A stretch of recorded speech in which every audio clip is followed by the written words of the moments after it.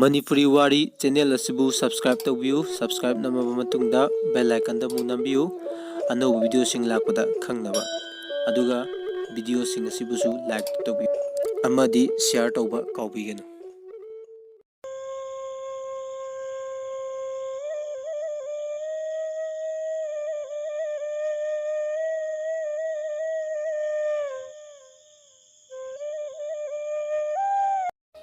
Mani leimana ado aisu chatlage nang phone amukta tawbiyu magi khanbada amuksu nungaite joina marol amai bema aisu yauna ngaudore ado chatlage ko kona mukla age chanuna hoi leheurage ko adudi asi hairaga lehore mani lema su chatkre chanu lembada phone tawge haina phone ado paikhatpaga lembana phone tawrakpaga chanare chanu phone adu paikhali lembana kaigi phone paidrino kaino nangna khalisibo chanuna da ai kai khumo haibano lemba yare kaisu hairanu nangna pame haina chatkhirba lambi duda ai amuk hana yetlaroi nang luhongu chanu honglo ai luhongba ngamloi ai kanada su yetlaroi nangsu ai bukawro ai ngonda kaisu haira anu ai yam ware asi haiduna kappi lemba su kapli lembana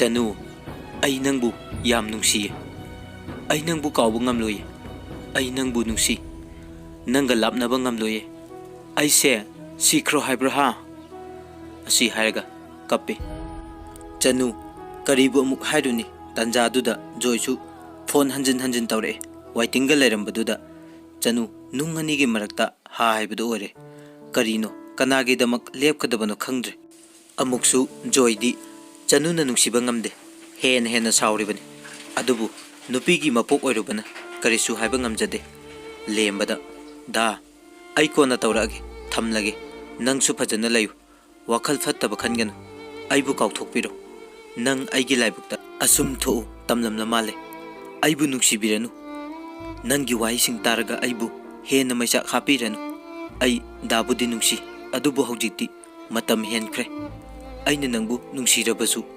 aise chelorubi haiba mingtholdo phanglabani nang aibu amuk hana naksinaba yararoi ai yam ware thamlage hairaga phone adu kae joisu lepte phone adum tawre chanu phone adu baikhali joina nawa kanaga wari sanabana ha nangi se aibu usitriro nang hojik aina sauradi kaya nungairo chanu phana pamdrabsu nungsidrabasu magidi joine hena lumna lofam thoe phana pamdrabsu tungi khalaga hainingba ngangningba kaya leirasu mabungning phatajai kaisu haide khumde lembasu amuk phone tawsile waiting lerambaduda saubada loire kanagi damakno mana khangadaba wakhal phathaba ngamdaduna phatanungda tawkhidra haina amuksu mi paije lembagi khanbada madi yumda lebisu nate chanu tafung khangdabani joisu lembasu punna ka phone do hanjin laabasu kanamata gi phone receive tawdre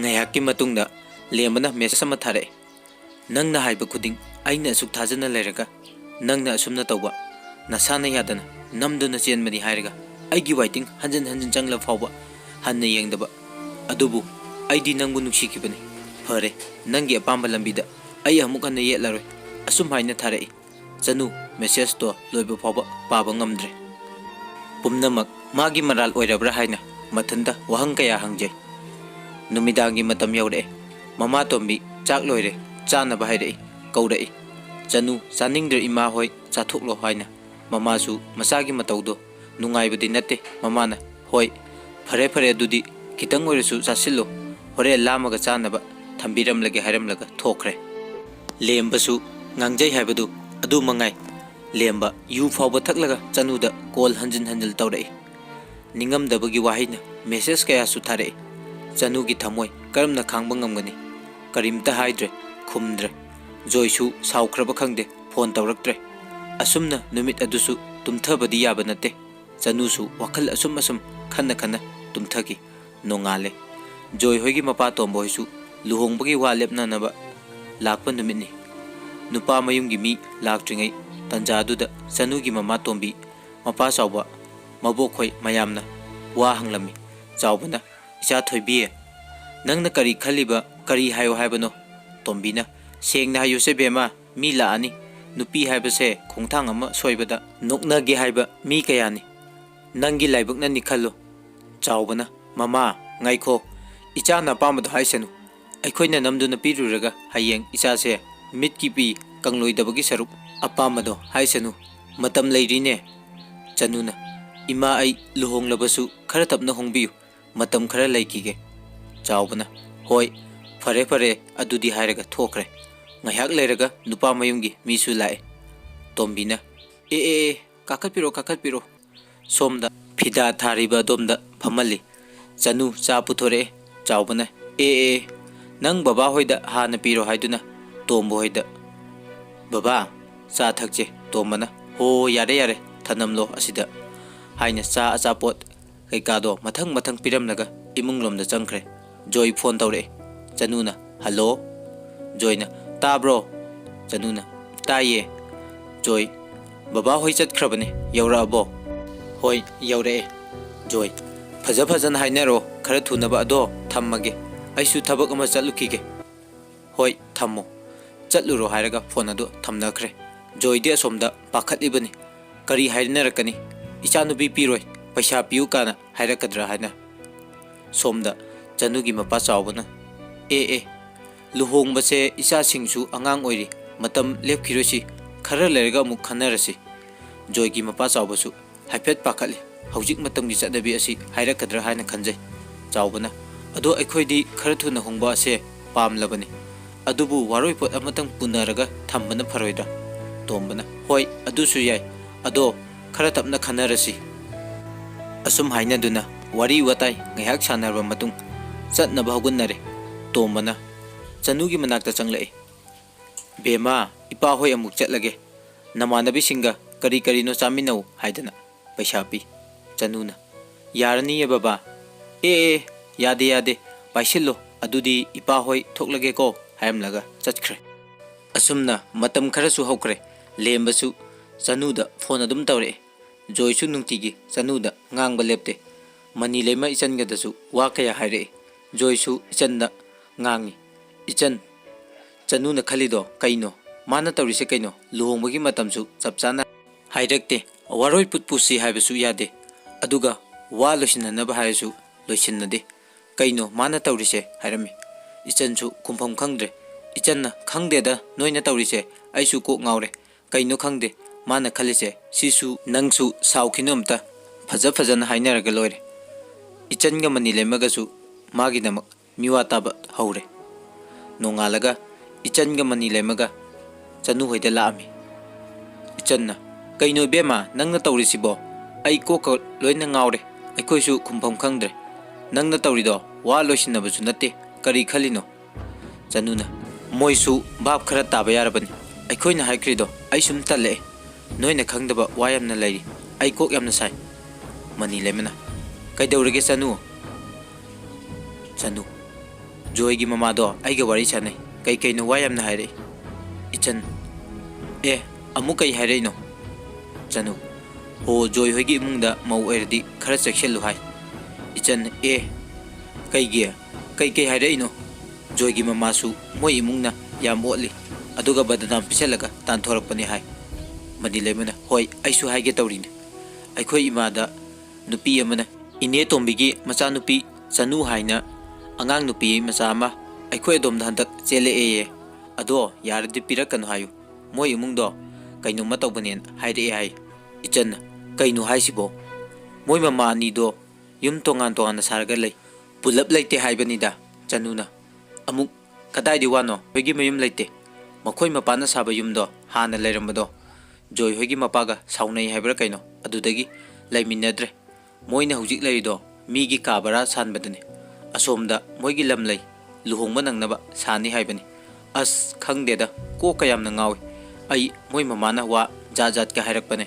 Imasu saubda yadre. Piroi wa loisinarani haibani. Chanu gidi khara pamdabaga Joy gi mamana wa kaya hairakpaduga mapa chanakre. Mama hoisu pigi luhongge khalambani. Adubu hayeng kona ichada sokla abadi aikhoi tani mangjagadaba wagadaba haina haibadagi wa losinanaba hainakre. Joy Chanubu unaba lai matamdo ꯂꯧꯒꯤ ꯃꯇꯝꯅꯤ ꯆꯅꯨ ꯍꯣꯏꯒꯤꯁꯨ ꯂꯧ ꯈꯥꯎꯕ ꯌꯩꯕ ꯃꯇꯝ ꯑꯣꯏꯔꯝꯃꯤ ꯆꯅꯨꯁꯨ ꯌꯨꯝꯗ ꯃꯊꯟꯇ ꯂꯩꯕ ꯇꯜꯂꯝꯃꯤ ꯖꯣꯏꯁꯨ ꯂꯥꯛꯀꯅꯤ ꯍꯥꯏꯕ ꯄꯥꯎ ꯇꯥꯏ ꯂꯦꯝꯕꯁꯨ ꯆꯅꯨꯗ ꯁꯤꯗꯒꯤꯗꯤ ꯈꯔ ꯆꯦꯛꯁꯤꯜꯂꯣ ꯖꯣꯏꯒ ꯑꯃꯨꯛ ꯍꯟꯅ ꯎꯅꯕ ꯌꯥꯔꯣꯏ ꯍꯦꯛ ꯎꯅꯩ ꯄꯥꯎ ꯇꯥꯕꯗ ꯑꯩꯕꯨ ꯐꯠꯇꯦ ꯍꯥꯏꯒꯅꯨ ꯍꯥꯏꯅ ꯋꯥ ꯀꯌꯥ ꯍꯥꯏꯔꯝꯃꯤ ꯆꯅꯨ ꯃꯊꯟꯇ ꯂꯩꯕ ꯇꯟꯕꯗꯒꯤ ꯏꯃꯥ ꯑꯩꯁꯨ ꯂꯧꯗ ꯆꯠꯄꯗꯣ ꯑꯩꯁꯨ ꯂꯥꯛꯀꯦ ꯍꯥꯏꯔꯝꯃꯤ ꯃꯃꯥꯅ ꯍꯣꯏ ꯂꯥꯛꯑꯣ ꯂꯥꯛꯑꯣ ꯍꯥꯏꯅ ꯄꯨꯟꯅ ꯆꯠꯂꯦ ꯅꯨꯡꯊꯤꯟꯒꯤ ꯃꯇꯝ ꯌꯧꯔꯛꯑꯦ ꯖꯣꯏꯁꯨ ꯂꯥꯛꯑꯦ ꯆꯅꯨ ꯂꯧꯕꯨꯛ ꯆꯠꯈꯤ ꯍꯥꯏꯕ ꯈꯪꯉꯛꯄꯗꯒꯤ ꯖꯣꯏ ꯂꯧꯕꯨꯛ ꯂꯣꯝꯗ ꯒꯥꯔꯤ ꯍꯪꯒꯠ ꯍꯟꯗꯥ ꯊꯧꯗꯨꯅ ꯆꯅꯨꯕꯨ ꯌꯦꯡꯉꯤ ꯑꯗꯨꯕꯨ ꯂꯧꯗ ꯃꯤ ꯋꯥꯠꯇꯕ ꯃꯇꯝ ꯑꯣꯏꯕꯅ ꯖꯣꯏꯅ ꯈꯪꯕ ꯉꯝꯗ꯭ꯔꯦ ꯑꯃꯨꯛ ꯆꯠꯈ꯭ꯔꯦ ꯉꯥꯏꯍꯥꯛ ꯂꯩꯔꯒ ꯑꯃꯨꯛ ꯏꯆꯟꯒ ꯖꯣꯏꯒ ꯂꯧꯕꯨꯛꯀꯤ ꯂꯝꯕꯤꯗ ꯂꯥꯛꯏ ꯆꯅꯨꯅ ꯃꯃꯥꯗ ꯏꯃꯥ ꯏꯆꯟꯁꯨ ꯄꯨꯟꯅ ꯂꯥꯛꯃꯤꯟꯅꯔꯦ ꯀꯃꯥꯏ ꯇꯧꯅꯤ ꯍꯥꯏ ꯃꯃꯥꯅ ꯀꯩꯁꯨ ꯇꯧꯔꯣꯏꯗ ꯏꯃꯥꯁꯨ ꯌꯥꯎꯔꯤꯁꯤꯗꯤ ꯍꯥꯏ ꯏꯆꯟꯗꯤ ꯆꯅꯨꯕꯨ ꯎꯔꯕ꯭ꯔꯥ ꯈꯪꯗꯦ ꯆꯅꯨꯅ ꯂꯩꯔꯤꯕ ꯑꯗꯣꯝꯗ ꯀꯨꯝꯊꯔꯛꯑꯦ ꯏꯆꯟꯅ ꯑꯁ ꯅꯪ ꯌꯦꯡꯕꯗ ꯊꯤꯕꯗ ꯁꯤꯗꯧꯔꯦ ꯏꯕꯦꯝꯃ ꯍꯥꯏꯅ ꯍꯥꯏꯔꯝꯃꯤ ꯆꯅꯨꯒꯤ ꯃꯃꯥ ꯇꯣꯝꯕꯤꯅ ꯀꯩꯒꯤꯅꯣ ꯍꯥ ꯅꯨꯄꯥꯁꯦ ꯁꯣꯝꯗ ꯄꯨꯔꯛꯏꯁꯦ ꯀꯥꯃꯤꯟꯅꯈ꯭ꯔꯣ ꯆꯠꯂꯣ ꯑꯁꯤ ꯍꯥꯏꯔꯒ ꯉꯥꯡꯉꯤ ꯏꯆꯟꯗ ꯏꯆꯟꯗꯣ ꯈꯔ ꯋꯥꯔꯧꯕ ꯁꯥꯎꯕꯁꯨ ꯃꯥꯜꯂꯤ ꯏꯆꯟꯅ ꯂꯧ ꯆꯠꯈꯤ ꯍꯥꯏꯕꯗꯨꯗ ꯑꯆꯥꯄꯣꯠ ꯄꯨꯔꯛꯄꯅꯦ ꯁꯤꯗ ꯊꯅꯝꯂꯒꯦ ꯍꯥꯏꯅ ꯊꯅꯝꯂꯒ ꯆꯠꯈ꯭ꯔꯦ ꯇꯣꯝꯕꯤꯅ ꯑꯁꯤꯒꯤ ꯑꯆꯥꯄꯣꯠ ꯄꯨꯔꯛꯄꯁꯦ ꯄꯤꯈꯣ ꯁꯦ ꯄꯨꯈꯣ ꯍꯥꯏꯅ ꯏꯆꯟꯕꯨ ꯇꯥꯟꯅꯩ ꯏꯆꯟꯗꯤ ꯁꯥꯎꯈ꯭ꯔꯦ ꯍꯣꯏ ꯃꯥꯏꯒ ꯍꯥꯏꯗꯅ ꯂꯧꯕꯨꯛꯀꯤ ꯂꯝꯕꯤꯗ ꯌꯧꯈ꯭ꯔꯦ ꯃꯃꯥꯅ ꯖꯣꯏꯗ ꯁꯦ ꯁꯤ ꯄꯨꯈ꯭ꯔꯣ ꯄꯤꯔꯝꯒꯅꯨ ꯍꯥꯏꯅ ꯄꯤ ꯖꯣꯏꯅ ꯑꯆꯥꯄꯣꯠꯇꯣ ꯂꯪꯊꯣꯛꯈ꯭ꯔꯦ ꯃꯃꯥꯁꯨ ꯁꯥꯎꯕꯗ ꯃꯩ ꯍꯧꯔꯦ ꯁꯥꯎꯕꯗ ꯍꯦꯃꯟꯗꯅ ꯈꯣꯟ ꯐꯥꯎꯕ ꯊꯤꯔꯦ ꯃꯥꯗꯤ ꯇꯥꯗꯕꯤ ꯒꯥꯔꯤꯗꯣ ꯀꯟꯅ ꯊꯧꯔꯒ ꯆꯠꯈ꯭ꯔꯦ ꯇꯣꯝꯕꯤꯁꯨ ꯉꯥꯡꯗꯅ ꯂꯩꯍꯧꯔꯦ ꯏꯆꯟꯗꯤ ꯁꯥꯎꯈ꯭ꯔꯦ ꯆꯅꯨꯅ ꯌꯨꯝꯗ ꯍꯜꯂꯛꯑꯒ ꯏꯆꯟꯗ ꯐꯣꯟ ꯇꯧꯔꯒ ꯍꯥꯏꯔꯤ ꯀꯩꯒꯤꯅꯣ ꯖꯣꯏꯗꯣ ꯑꯃꯨꯛ ꯂꯧꯕꯨꯛ ꯂꯣꯝꯗ ꯄꯨꯔꯛꯏꯗꯨꯕꯣ ꯑꯩꯅꯗꯤ ꯃꯥ ꯎꯅꯗꯅꯕ ꯍꯥꯏꯗꯅ ꯆꯠꯂꯒ ꯏꯆꯟꯅ ꯏꯕꯦꯝꯃ ꯃꯥꯅ ꯌꯥꯗꯗꯅ ꯇꯛꯃꯟꯗꯅ ꯑꯩꯁꯨ ꯇꯥꯟꯅ ꯂꯥꯛꯏꯅꯦ ꯌꯥꯔꯦ ꯈꯪꯉꯦ ꯍꯥꯏꯔꯒ ꯁꯥꯎꯈ꯭ꯔꯦ ꯏꯆꯟꯅ ꯐꯔꯦ ꯐꯔꯦ ꯍꯥꯏꯔꯒ ꯃꯕꯨꯛꯅꯤꯡꯗ ꯈꯜꯂꯤ ꯁꯥꯎꯅꯤꯡ ꯁꯥꯎꯔꯣ ꯑꯗꯨꯗꯤ ꯍꯥꯏꯅ ꯈꯜꯂꯤ ꯍꯣ ꯐꯔꯦ ꯑꯗꯨꯗꯤ ꯑꯩꯁꯨ ꯊꯝꯂꯒꯦ ꯍꯥꯏꯔꯒ ꯆꯅꯨꯗꯣ ꯐꯣꯟ ꯑꯗꯣ ꯊꯝꯃꯤ ꯉꯥꯏꯍꯥꯛ ꯂꯩꯔꯒ ꯂꯦꯝꯕꯁꯨ ꯐꯣꯟ ꯇꯧꯔꯛꯑꯦ ꯆꯅꯨꯁꯨ ꯂꯦꯝꯕꯒꯤ ꯐꯣꯟꯗꯣ ꯔꯤꯁꯤꯞ ꯇꯧꯔꯔꯣꯏ ꯍꯥꯏꯕꯁꯨ ꯉꯝꯗꯦ ꯂꯦꯝꯕꯒ ꯋꯥꯔꯤ ꯍꯦꯛꯇꯃꯛ ꯁꯥꯟꯅꯅꯤꯡꯉꯤ ꯆꯅꯨ ꯐꯣꯟ ꯑꯗꯨ ꯄꯥꯏꯈꯠꯂꯦ ꯍꯜꯂꯣ ꯂꯦꯝꯕꯅ ꯀꯩꯗꯧꯔꯤꯒꯦ ꯀꯩꯁꯨꯝ ꯇꯧꯗꯦ ꯋꯥꯃꯟꯗꯅ ꯉꯥꯏꯍꯥꯛ ꯄꯣꯊꯥꯔꯝꯕꯅꯤ ꯂꯦꯝꯕ ꯀꯩꯗꯧꯔꯒꯦ ꯆꯅꯨ ꯀꯩꯁꯨ ꯇꯧꯗꯦꯗ ꯁꯨꯝ ꯏꯇꯣꯝꯗ ꯌꯨꯝꯗ ꯂꯩꯕꯁꯦ ꯅꯨꯡꯉꯥꯏꯇꯦ ꯑꯗꯨꯗ ꯂꯧꯕꯨꯛꯇ ꯆꯠꯂꯨꯕꯅꯦ ꯑꯗꯨꯏ ꯋꯥꯕꯅꯁꯨ ꯌꯥꯗ꯭ꯔꯦ ꯇꯣꯏꯅ ꯆꯠꯇꯕꯒꯤ ꯂꯦꯝꯕꯅ ꯅꯨꯡꯁꯥꯒ ꯁꯥꯕꯁꯤꯗ ꯑꯃꯨꯛꯀ ꯅꯥꯔꯛꯀꯅꯤꯀꯣ ꯆꯅꯨꯅ ꯀꯩꯁꯨ ꯇꯧꯔꯣꯏꯗ ꯁꯨꯝ ꯆꯠꯇꯕꯒꯤꯅꯦ ꯑꯗꯣ ꯆꯥꯛꯇꯤ ꯆꯥꯔꯕꯣ ꯆꯥꯗ꯭ꯔꯤꯗ ꯉꯥꯏꯍꯥꯛ ꯂꯩꯔꯒ ꯆꯥꯔꯒꯦꯅ ꯆꯥꯗ꯭ꯔꯤ ꯂꯦꯝꯕ ꯍꯣꯏ ꯐꯔꯦ ꯐꯔꯦ ꯑꯗꯨꯗꯤ ꯆꯥꯛꯇꯣ ꯉꯟꯅ ꯆꯥꯔꯒ ꯄꯣꯊꯥꯔꯣ ꯐꯖꯅ ꯂꯩꯌꯨꯀꯣ ꯆꯅꯨ ꯂꯦꯝꯕꯅ ꯑꯗꯣ ꯀꯩꯅꯣꯝꯇ ꯍꯪꯒꯦ ꯆꯅꯨ ꯀꯩ ꯋꯥꯅೋ ꯍꯪꯉꯣ ꯂꯦꯝꯕ ꯖꯣꯏꯗꯣ ꯉꯁꯤ ꯂꯥꯛꯑꯝꯕ꯭ꯔꯣ ꯆꯅꯨ ꯂꯥꯛꯑꯝꯃꯦ ꯆꯠꯈ꯭ꯔꯦ ꯑꯩꯗꯤ ꯎꯅꯍꯧꯗꯦꯗ ꯂꯦꯝꯕ ꯑꯣꯏꯗꯕꯗꯤ ꯉꯥꯡꯒꯅꯨꯀꯣ ꯑꯩ ꯋꯥ ꯌꯥꯝꯅ ꯉꯥꯡꯅꯤꯡꯗꯦ ꯃꯤꯒꯤ ꯃꯃꯥꯡꯗ ꯋꯥ ꯌꯥꯝ ꯉꯥꯡꯅꯔꯨꯁꯤ ꯅꯪꯕꯨ ꯅꯨꯡꯁꯤꯔꯨꯕꯒꯤꯗꯃꯛꯇꯅꯤ ꯑꯩꯅ ꯉꯁꯤ ꯅꯪꯒꯤꯗꯃꯛ ꯂꯦꯞꯂꯤꯕꯁꯦ ꯆꯅꯨ ꯂꯦꯝꯕꯒꯤ ꯋꯥꯍꯩꯗꯨ ꯇꯥꯕꯗ ꯈꯪꯍꯧꯗꯅ ꯃꯤꯠꯇꯒꯤ ꯄꯤ ꯇꯥꯔꯛꯑꯦ ꯆꯅꯨꯅ ꯂꯦꯝꯕꯗ ꯗꯥ ꯑꯩ ꯅꯪꯕꯨꯗꯤ ꯌꯥꯝ ꯅꯨꯡꯁꯤ ꯑꯗꯨꯕꯨ ꯉꯁꯤꯗꯤ ꯅꯪ ꯑꯩꯒꯤ ꯃꯔꯛꯇ ꯆꯥꯎꯔꯕ ꯄꯜ ꯑꯃꯅ ꯂꯩꯈ꯭ꯔꯦ ꯄꯜ ꯑꯁꯤꯕꯨ ꯅꯝꯈꯥꯏꯗꯨꯅ ꯆꯠꯄ ꯑꯩ ꯄꯥꯝꯗꯦ ꯑꯩ ꯑꯃꯨꯛ ꯍꯟꯅ ꯃꯩꯁꯥ ꯂꯥꯡꯕ ꯄꯥꯝꯗ꯭ꯔꯦ ꯅꯈꯣꯏ ꯏꯃꯨꯡꯒꯤ ꯃꯤꯅꯁꯨ ꯑꯩꯕꯨ ꯀꯩꯁꯨ ꯄꯥꯝꯂꯣꯏ ꯂꯦꯝꯕꯅ ꯑꯗꯨꯒꯤꯗꯃꯛ ꯅꯪꯅ ꯋꯥꯕꯤꯌꯨ ꯍꯥꯏꯗꯦ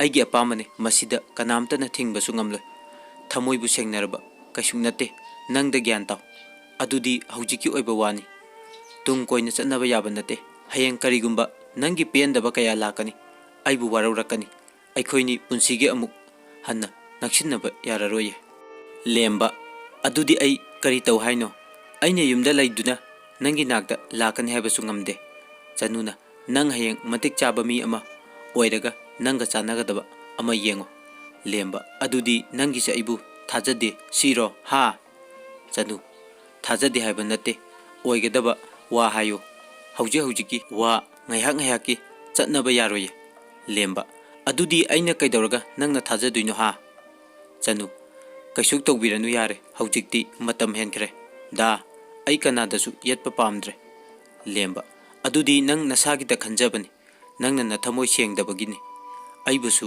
ꯂꯥꯟꯅ ꯈꯟꯕꯅꯤ ꯐꯔꯦ ꯑꯗꯨꯗꯤ ꯅꯪ ꯂꯨꯍꯣꯡꯈ꯭ꯔꯣ ꯑꯩ ꯅꯐꯝꯗ ꯌꯦꯠꯇꯅꯕ ꯍꯣꯠꯅꯖꯒꯦ ꯅꯪ ꯑꯗꯨꯃꯥꯏꯅ ꯂꯩꯔꯗꯤ ꯑꯩ ꯅꯪꯕꯨ ꯀꯥꯎꯕ ꯉꯝꯂꯣꯏꯌꯦ ꯆꯅꯨ ꯑꯩꯅ ꯂꯨꯍꯣꯡꯕ ꯂꯨꯍꯣꯡꯗꯕ ꯀꯔꯤꯒꯤ ꯅꯪꯅ ꯋꯥꯕꯤꯔꯤꯕꯅꯣ ꯋꯥꯕꯤꯒꯅꯨ ꯑꯗꯨꯒꯤ ꯁꯔꯨꯛ ꯅꯪ ꯃꯇꯤꯛ ꯆꯥꯅꯕ ꯍꯣꯠꯅꯧ ꯀꯥꯟꯅꯗ꯭ꯔꯕ ꯑꯩꯒꯤ ꯄꯨꯟꯁꯤꯒꯤꯗꯃꯛ ꯀꯔꯤꯁꯨ ꯈꯜꯂꯨꯔꯅꯨ ꯂꯦꯝꯕ ꯑꯗꯨꯗꯤ ꯍꯥꯏꯌꯣ ꯑꯩꯕꯨ ꯅꯨꯡꯁꯤꯗꯦ ꯍꯥꯏꯌꯣ ꯅꯐꯝꯗ ꯑꯃꯨꯛ ꯌꯦꯜꯂꯛꯇꯅꯕ ꯑꯩꯕꯨ ꯊꯤꯅ ꯆꯩꯔꯛꯑꯣ ꯆꯅꯨ ꯌꯥꯔꯦ ꯑꯩ ꯊꯝꯂꯒꯦ ꯑꯩ ꯇꯨꯃꯤꯟꯅ ꯂꯩꯔꯒꯦ ꯑꯩ ꯅꯪꯕꯨꯗꯤ ꯅꯨꯡꯁꯤ ꯏꯆꯤꯜꯁꯤꯅ ꯅꯪꯕꯨ ꯅꯨꯡꯁꯤꯗꯦ ꯍꯥꯏꯕ ꯉꯝꯂꯣꯏ ꯃꯁꯤ ꯐꯅ ꯑꯣꯏꯗꯨꯅꯁꯨ ꯅꯪꯒꯤ ꯑꯩꯒꯤ ꯄꯨꯟꯁꯤ ꯅꯛꯁꯤꯟꯅꯕ ꯌꯥꯔꯔꯣꯏ ꯑꯩꯒꯤꯗꯃꯛ ꯅꯪꯁꯨ ꯃꯥꯡꯍꯟꯕ ꯄꯥꯝꯗꯤꯌꯦ ꯂꯦꯝꯕ ꯅꯪꯅ ꯑꯩꯕꯨ ꯅꯨꯡꯁꯤꯗꯦ ꯍꯥꯏꯕꯁꯨ ꯉꯝꯗꯕ ꯑꯗꯨꯒ ꯀꯔꯤꯒꯤ ꯑꯩꯒꯤ ꯋꯥꯁꯨ ꯇꯥꯗ꯭ꯔꯤꯕ ꯍꯥꯏꯌꯣ ꯑꯩ ꯅꯪꯅ ꯊꯥꯖꯅꯕ ꯀꯔꯤ ꯇꯧ ꯍꯥꯏꯕꯅꯣ ꯀꯔꯤ ꯋꯥꯁꯛ ꯁꯛꯎ ꯍꯥꯏꯕꯅꯣ ꯅꯠꯇ꯭ꯔꯒꯅ ꯑꯩꯒꯤ ꯈꯣꯟꯖꯦꯜꯁꯦ ꯑꯩꯒꯤ ꯏꯄꯥꯎ ꯇꯥꯍꯟꯗꯅꯕ ꯑꯩ ꯁꯤꯈ꯭ꯔꯣ ꯍꯥꯏꯕ꯭ꯔꯣ ꯆꯅꯨ ꯗꯥ ꯅꯪ ꯑꯗꯨꯃꯥꯏꯅ ꯍꯥꯏꯒꯅꯨ ꯍꯌꯦꯡ ꯇꯨꯡꯗ ꯅꯪ ꯑꯩ ꯃꯔꯛꯇ ꯅꯨꯡꯉꯥꯏꯅꯔꯣꯏꯗꯕ ꯀꯌꯥ ꯂꯥꯛꯀꯅꯤꯌꯦ ꯂꯦꯝꯕ ꯌꯥꯔꯦ ꯅꯪꯅ ꯑꯗꯨ ꯈꯟꯕꯤꯌꯨ ꯍꯥꯏꯗꯦ ꯑꯩꯅ ꯅꯪꯒꯤꯗꯃꯛ ꯂꯦꯞꯂꯤ ꯂꯥꯛꯅꯤꯡꯕ ꯀꯌꯥ ꯂꯥꯛꯁꯅꯨ ꯑꯩ ꯊꯦꯡꯅꯒꯅꯤ ꯑꯁꯨꯝꯅ ꯍꯥꯏꯅ ꯍꯥꯏꯅꯅ ꯅꯨꯃꯤꯠꯇꯨꯁꯨ ꯑꯗꯨꯝ ꯍꯧꯈ꯭ꯔꯦ ꯂꯦꯝꯕꯁꯨ ꯖꯣꯏꯁꯨ ꯏꯆꯟ ꯃꯅꯤ ꯂꯩꯃꯗ ꯋꯥ ꯀꯌా ꯑꯃ ꯍꯪꯉꯤ ꯖꯣꯏꯅ ꯋꯥ ꯂꯣꯏꯁꯤꯟꯅꯕꯁꯨ ꯅꯠꯇꯦ ꯋꯥꯔꯤꯁꯨ ꯐꯖꯅ ꯁꯥꯕ ꯐꯪꯗꯦ ꯏꯆꯟ ꯑꯩ ꯌꯥꯝ ꯁꯥꯎꯅꯤꯡꯉꯤ ꯏꯆꯟꯅ ꯆꯣꯍꯦ ꯃꯇꯝ ꯈꯔ ꯂꯩꯈꯣ ꯌꯥꯔꯦ ꯅꯪꯁꯨ ꯖꯣꯏꯅ ꯁꯨꯝ ꯁꯥꯎꯅꯤꯡꯉꯤꯕ ꯏꯆꯟꯅ ꯍꯣ ꯁꯥꯎꯅꯨꯁꯦ ꯃꯥꯁꯨ ꯑꯁ ꯀꯩ ꯍꯥꯏꯗꯣꯏꯅꯣ ꯈꯪꯗ꯭ꯔꯦꯗ ꯀꯣꯛꯀ ꯂꯣꯏꯅ ꯉꯥꯎꯔꯦ ꯅꯣꯏ ꯊꯣꯛꯄ ꯍꯥꯏꯅꯔꯣ ꯑꯁꯨꯝꯅ ꯏꯆꯟꯅꯁꯨ ꯖꯣꯏꯒꯤ ꯄꯨꯛꯅꯤꯡ ꯐꯥꯊꯕꯤꯔꯤ